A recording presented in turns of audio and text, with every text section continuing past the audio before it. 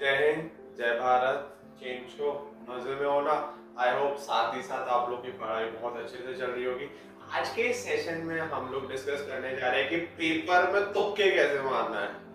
मैं समझ सकता हूँ कि आपको थोड़ा सा फनी साउंड कर रहा होगा। जो टीचर पढ़ाने में ज्यादा बिलीव करता है कि यार इतना सारा पढ़ो, ये भी पढ़ो, वो भी पढ़ो, और वो अब आपको सिखा रहा है कि पेपर में तुक्के कैसे मारो। यस, इसके पीछे एक लॉजिक है कि जिस वजह से मैं ये सेशन आपके सामने लेके आया हूँ। लॉजिक ये है कि पेपर से पहले या फिर जो करंट नॉलेज है उसके बेसिस पे आप कैसे पेपर में अपना स्कोर मैक्सिमम कर सकते हो, उसी के लिए सेशन हम लोगों ने डिजाइन कर रखा है। ये पूरे पैरामीटर्स को ध्यान में रखते हुए तुक्का कैसे मारे उसके लिए मैंने नॉट टेक्निक रखी हुई है जो आप यहाँ पे देख रहे होगे, एंड वीडियो के एंड में एक बोनस टिप और एक एक्सपर्ट एडवाइस जो मैंने यहाँ पे दे रखी है। तो इसी के साथ हम लोग हमारा सेशन शुरू करते हैं। My name is Shubham machine, alumni IIT BHU। चलो शुरू करते हैं।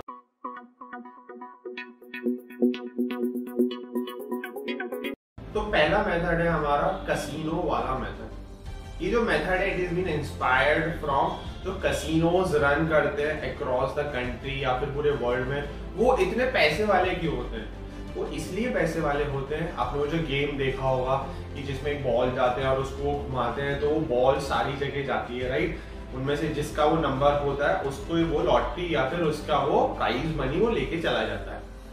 इसमें एक ट्रिक होती है कि 52 जो नंबर्स होते हैं टोटल, वो जो खिला रहा होता है, जो कसिनो के ओनर्स होते हैं, खिलाने वाले के उसके नंबर्स होते हैं, और 50 नंबर्स प्लेयर के होते हैं। मतलब there is an extra 2 number for the casino owner. सिर्फ 2 नंबर का फर्क है।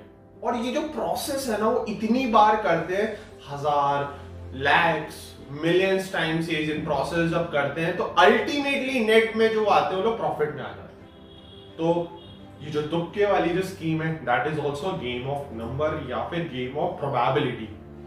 तो जरूरी नहीं है कि जितने भी पॉइंट्स यहाँ पे मैंने डिस्कस करे हैं वो सारे के सारे पॉइंट्स हर एक क्वेश्चन में फिट बैठे, नहीं। मगर ये पक्की बात है अगर आपने ये सारी जो पॉइंट्स मैंने बता रहा हूँ 3 या 4 क्वेश्चन बताओ, डेफिनेटली आपकी तरफ नंबर प्लस में जाने के बहुत ज्यादा होंगे, राइट। तो इस पॉइंट को मैं थोड़ा और इलैबोरेट करता हूँ थोड़ा मैथमेटिकल फॉर्म में, ठीक है। एक फॉर्मूला है, नेगेटिव मार्क अपॉन करेक्ट वाले मार्क इनटू हमारे नंबर ऑफ ऑप्शंस। एक एग्जांपल से इसको समझते हैं। जैसे कि मान लो अगर आप कोई क्वेश्चन को करेक्ट करते हो तो आपको +4 मिलता है, और अगर आप इसको इनकरेक्ट करते हो तो मान लो -1 मिलता है। तो आपको क्या करना है 1/4, और नंबर ऑफ ऑप्शंस जो आपको दिए हुए हैं वो किसमें 4 दिया हुआ है, तो 1/4 इंटू 4 यहाँ पे क्या है 1। ये जो फॉर्मूला मैंने आपको बताया अगर इसकी वैल्यू 1 या उससे कम है तब आप तुक्का मारने के लिए एलिजिबल हो।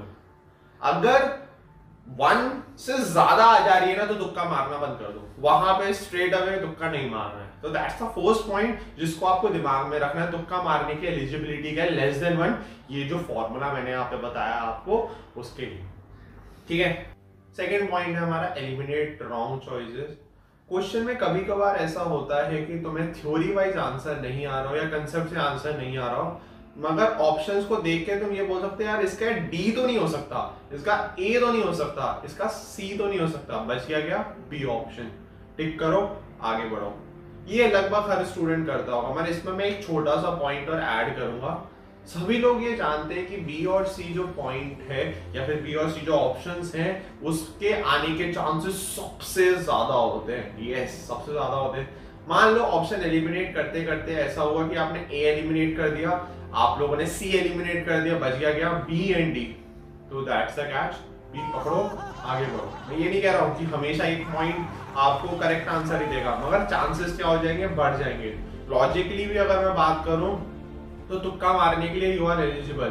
क्यों? नंबर ऑफ ऑप्शन क्या है 2, -1 मार्किंग, पहले वाले एग्जांपल को ले रहा हूं, और 4 करेक्ट। तो 1 से कम आ रही है ना वैल्यू, मतलब यू आर एलिजिबल फॉर तुक्का। प्लस बी वाली जो केस है ना उसके आंसर भी क्या होता है, ज्यादा करेक्ट होता है एज कंपेयर टू डी, इसलिए हम लोगों ने क्या टिक कर दिया, बी। तो ये ऑप्शन है। अगर मान लो बच जाता तुम्हारे पास क्या सी एंड ए, बी और डी तुम लोग एलिमिनेट कर देते, आंसर कर देते सी।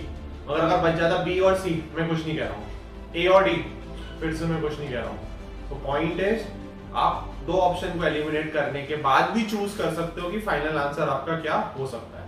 तो दैट्स आवर सेकंड पॉइंट। हमारा थर्ड पॉइंट है क्लोजनेस ब्रिंग करेक्टनेस। मतलब एक एग्जांपल से समझते हैं, एक आंसर आ रहा है 5, दूसरा है 6, तीसरा ऑप्शन है 7 और डी ऑप्शन जो आपको दिया हुआ है दैट इज 13। तो मैं ये बोल रहा हूँ 13 कभी नहीं होगा। जो क्लोज वाली वैल्यूज होती है ना 5, 6, 7 और 13, या ऐसा भी दिया होता है ना 5, 6, 14 और 7, तो आप 13 को एलिमिनेट कर दोगे। तो कई बार ऐसा होता है कि तीन ऑप्शन की वैल्यू बहुत ज्यादा पास पास होती है, चौथा ऑप्शन क्या होता है बहुत अलग वैल्यू, तो वो कभी नहीं हो सकता। ऐसे केस में चौथे को एलिमिनेट करो। तो दैट्स आवर थर्ड पॉइंट। हम लोग हमारे चौथे पॉइंट की तरफ मूव कर रहे हैं, that is unit and dimension. बहुत बड़े एग्जामिनर जो होते हैं या फिर जो एग्जामिनेशंस होते हैं उसमें पेपर बनाने वाले एक चीज का जरूर ध्यान रखता है कि एक या एक से ज्यादा ऐसे क्वेश्चन तो जरूर डाले कि थ्योरी से नहीं हो रहा है, कॉन्सेप्ट से नहीं हो रहा है, पर यूनिट एंड डायमेंशन से आप ये कर सकते हो कि ऑप्शन को एलिमिनेट कर सकते हो और एक ही ऑप्शन ऐसा आपको मिलेगा जो कि डायमेंशनली करेक्ट है। तो अगर डायमेंशनल एनालिसिस वाले पार्ट में आपकी पकड़ अच्छी नहीं है तो मेक श्योर उसको बहुत अच्छे से पढ़ो। यूनिट मैथ के क्वेश्चन भी आप सॉल्व कर सकते हो अगर यूनिट एंड डायमेंशन लगाना आता है, तो प्रैक्टिस की जरूरत है। फिफ्थ पॉइंट है हमारा सिमिलैरिटी। ऑप्शन में दिया हुआ एक वैल्यू 1 1 1 2 या फिर 1 1 2 1, तीसरा ऑप्शन में दिया हुआ है 5 4 7 6 या फिर ऑप्शन में दिया हुआ है 7 5 3 1, ऐसा कुछ इस तरीके की वैल्यू दी हुई है। अब पहले दो ऑप्शन को देख के आपको ये नहीं लग रहा है कि यार ये दोनों ऑप्शन है ना सिमिलर दिख रहे हैं, और पेपर जो एग्जामिनेशन है ना वाले ने जिसने ये क्वेश्चन बनाया ना ये ऑप्शन इसलिए ही डाले हैं कि अगर आपने सही आंसर निकाल भी लिया और सिली मिस्टेक की वजह से आप दूसरा आंसर ठीक कर दो, वही सावधानी घटी दुर्घटना घटी वाला केस है। तो इसलिए आपको दो ऑप्शंस ऐसे दिए हुए हैं, उसी दिमाग को उनके यूज करके रिवर्स साइकोलॉजी को यूज करते हुए हम ये प्रेडिक्ट कर रहे हैं कि अगर आंसर नहीं आ रहा है निकल के तो चार ऑप्शन में से अगर दो ऑप्शन के ऊपर पहुंचना है तो इन दोनों के ऊपर आप जा सकते हैं। तो that's our second point, right, कि एक दोनों चार में से दो में आ गया, अब इनमें दो में तुक्का मारना है। तो ये वाला पॉइंट क्या हुआ आपका क्लियर। जो पॉइंट है ना विद एक्सपीरियंस मैंने नोटिस किया है कि जब ऑप्शन दिया होता है ऑल ऑफ द अबव या फिर ऑप्शन दिया हुआ है B and C are correct या फिर ऑप्शन दिया है A and B are correct, इस तरीके के ऑप्शन के होने के चांसेस है ना बहुत ज्यादा होते हैं। और जनरली कहाँ पे दिया होता है डी वाले ऑप्शन में। अगर ऐसा कोई ऑप्शन दिख रहा है आप एडमेंट हो तुक्का मारने के लिए तो go with the D one. तो हमारे 7 पॉइंट की तरफ मूव कर रहे हैं, दैट इज अपोजिट अट्रैक्ट। कोई रोमांटिक मूवी वगैरह का पार्ट नहीं है। इसको मैं लिंक कैसे करता हूँ, कभी कभार मान लो वैल्यू दी हुई है आपको 5 -5 6 और 11, तो इस हिसाब से हम लोग आंसर क्या टिक कर सकते हैं 5 और -5। क्यों 5 और -5 टिक कर सकते हैं, क्योंकि नॉट वाली वैल्यू अगर दे दी जाती है तो उसके होने के चांसेस बहुत ज्यादा है। ठीक है, अभी तक हम लोगों ने जितने भी पॉइंट्स देखे हैं ना उन पॉइंट्स को ध्यान में रखते हुए मैं एक क्वेश्चन आपको पूछ रहा हूँ और आपको तुक्का मारना है कि क्या करेक्ट हो सकता है। ठीक है, मैं बता देता हूँ कि दो पॉइंट्स को आपको यूज करना है। अभी जो पॉइंट हम लोगों ने डिस्कस किया एंड क्लोजनेस ही करेक्ट है, इन दोनों पॉइंट को यूज करके आपको बताना है क्या आंसर सही होगा। ए ऑप्शन मान लो दिया हुआ है माय नेम इज शुभम मसीन, बी ऑप्शन दिया हुआ है my name is not Shubham मसीन, सी ऑप्शन दिया हुआ है my name is Deepika Padukone, D option दिया हुआ है my name is Narendra Modi. तो इन सारे ऑप्शन को देख के आपको प्रेडिक्ट करना है कि कौन सा करेक्ट होगा, तुक्का मारना है बेसिकली ऊपर वाले पॉइंट्स को यूज करते हैं। तो हम हमारे आखिरी पॉइंट की तरफ मूव कर रहे हैं, that is our 9th point.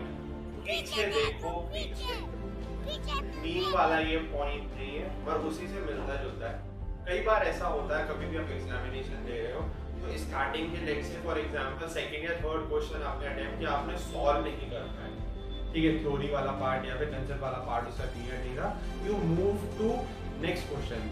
आगे जाते जाते आपने नोटिस किया अरे यार ये जो सेकंड क्वेश्चन है उसका सॉल्यूशन है ना, let's say for example 21st या 25th क्वेश्चन में से किसी एक के क्वेश्चन में उसका सॉल्यूशन दिया हुआ है। ऐसा बहुत बार होता है, तो दिमाग खुला रखना, कि ये सेकंड या थर्ड क्वेश्चन जो हमसे नहीं बना था उसका सॉल्यूशन किसी के क्वेश्चन में दिया हुआ। पेपर बनाने वाला बड़ा पेपर होता है जो वो इस चीज का ध्यान रखता है, तो शायद क्वेश्चन वो पढ़ के इसका सॉल्यूशन आ सकता है। तो ये थे हमारे टोटल 9 पॉइंट्स। आई होप इस पॉइंट से आपको समझ में आया होगा। Now we are moving towards our second segment, that is our bonus tip वाला पार्ट। अगर आपको तुक्के मारने हैं तो मैं ये बोलूंगा कि पैटर्न में तुक्के मारना है, वो भी एक तरीके का पैटर्न जो मैं बता रहा हूँ। ABCD में से अगर आपको कोई एक ऑप्शन चूज करना है तो चूज B और C, क्योंकि उसके चांसेस बहुत ज्यादा हैं। और ऑप्शन ऐसे मारना है B, ठीक है, और C ऐसे आपको ऑप्शंस मार्क करने हैं। ऐसा नहीं करना ABCD A, ऐसा पैटर्न को फॉलो नहीं करना है, ठीक है। तुक्का मारना भी एक आर्ट है और इसको जरूर इस पैटर्न में फॉलो करना, ठीक है। तो हमारे वीडियो के लास्ट सेगमेंट की तरफ मूव कर रहे हैं, that is an expert advice. मैं ये आपको बोलना चाहूंगा कि जितना भी मैंने अभी तक आपको पॉइंट्स बताए हैं, please use all those point या फिर one of those point when you done with your paper. जब आपका पेपर खत्म हो जाए, टाइम बच रहा है, तब यूज करना है। मतलब आखिर में ये सारी की सारी चीजों को यूज करना है। स्टार्टिंग में आपको रिलाय करना है on the concept, on the theories which you have nurtured over the years, और उन थ्योरी को बार बार लगातार आपने पढ़ाई की है तो उनके ऊपर आपको ज्यादा फोकस रखना है रादर देन इन तुक्के वाली वीडियो के ऊपर, ठीक है। होने के बाद उनको यूज करने के बाद फिर एक आध दो क्वेश्चन या कुछ क्वेश्चन बच जाते हैं, तब इन पॉइंट्स को यूज करो, ठीक है। एक छोटा सा मैथमेटिकल कैलकुलेशन दूंगा जिससे मैं ये प्रूव करूंगा कि 10 क्वेश्चन करोगे ना तो ज्यादा से ज्यादा आपको थोड़े से नंबर मिल जाएंगे। बहुत ज्यादा एडवांटेज मिलने का या बहुत ज्यादा आउटस्टैंडिंग परफॉर्मेंस की उम्मीद मत करना यूजिंग ऑल दीज कॉन्सेप्ट्स। मान लीजिए आपने 10 तुक्के मारे, यस 10 तुक्के मारना is itself a very big number, but जैसे मैंने आपको बोला था it is a game of number, probability वाला गेम है। तो ज्यादा तुक्के मारोगे तभी प्लस वाले जोन में आने के चांसेस ज्यादा होंगे। मान लीजिए कि आपने 10 क्वेश्चन तुक्के मारे, और वही वाले एग्जांपल को ले लेते हैं हम लोग, +4 और -1 वाले का फेमिलियर हो चुके हैं हम लोग उस एग्जांपल से, तो उसी को लेते हैं। Let's say you have 8 options, ठीक है। 8 ऑप्शन में आप लोगों ने जो टिक किया उसमें -1 मिला, और 2 क्वेश्चन में आप +4 × 2 +8 और -8, टोटल नंबर कितना हो गया 0। पर इस केस में आप लोगों ने करेक्ट होने की प्रोबेबिलिटी कितनी ली अपनी? 20% ली। क्वेश्चन पूरे 10 के केसेस में ऑब्वियस ही बात है कि कोई एक ऑप्शन को जब आप चूज करते तो उसकी प्रोबेबिलिटी 25% होती है ना। आइडियल केस तो यहाँ पे तो आप लोगों ने कितना केस लिया, अपने अगेंस्ट में जाकर इसको सॉल्व किया, तो ऑब्वियस है कि ये होने के चांसेस कम है, राइट। अब हम लोग एक केस लेते हैं जिसमें आपके 7 क्वेश्चंस इनकरेक्ट हुए और 3 क्वेश्चंस करेक्ट हुए। 3 क्वेश्चन करेक्ट मतलब +12, 7 इनकरेक्ट मतलब -7। टोटल कितने नंबर आ गए आपके पास? +5। +5 इज अ डिसेंट नंबर। जब आपके कुछ नहीं हो रहा +5 आ रहा तो बहुत बढ़िया बात। इसमें प्रोबेबिलिटी क्या रही? 30 और 70%। अब अगर आइडियल सिनेरियो की बात करें तो 7.5 क्वेश्चन आप गलत कर रहे हो और 2.5 क्वेश्चन आप सही कर रहे हो, ये तो हो नहीं सकता। मगर मैंने ऑप्शन कौन से चूज करने के लिए आपको बोला है? In the worst case scenario use option B और C, because they have a slightly more probability, that is more than 25% की प्रोबेबिलिटी है उसके पास। अगर 25% से ज्यादा प्रोबेबिलिटी, तो 7.5 जो इनकरेक्ट वाला जोन है वो किसकी तरफ जा रहा है? 7 की तरफ। और जो 2.5 वाला पार्ट है करेक्ट वाला, वो किसकी तरफ जा रहा है? थर्ड की तरफ। ऐसा करते करते आपके जो ऑप्शंस हैं वो आप किसकी तरफ मूव कर रहे हैं? +5 की तरफ जाने के आपके बहुत चांसेस बढ़ रहे हैं।